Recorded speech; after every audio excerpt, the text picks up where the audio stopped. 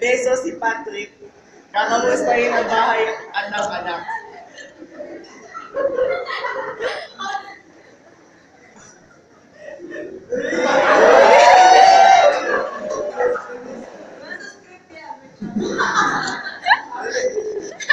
Biglang magagalit si Chinel.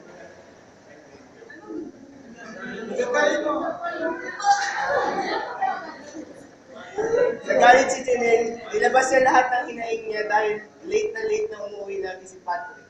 Lagi ka na lang ganyan, hindi na umuwi! Uwi! Ako, di ba? Uwis ako! Para magbati silang dalawa, si Patrick ay sasayaw ng sexy dance.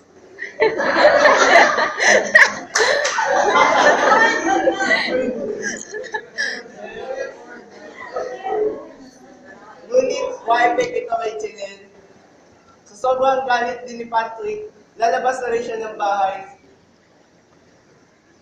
at saka siya mag-reflect sa mga nangyayari sa bahay nila.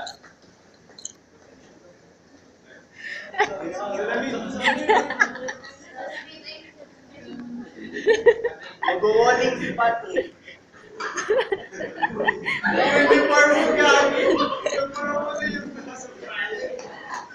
Si Chinel naman ay mapapaisip kung anong ginawa niya sa asawa niya.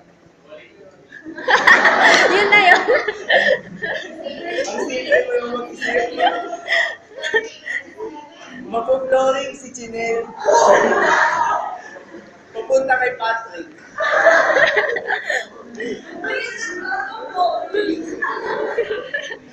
Problema mo, ano yan? Patrick pa kasi. Nasa-usapan yan!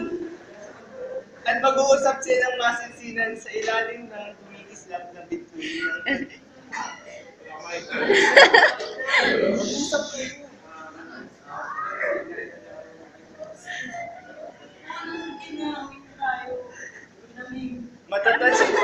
Matatouch si Chinel sa pag-amin ng asawa na na-promote na siya sa kanyang trabaho.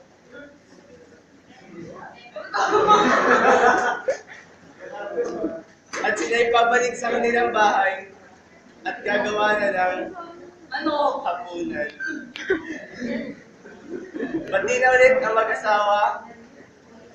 Kiss naman dyan, mga kapatid. Thank you.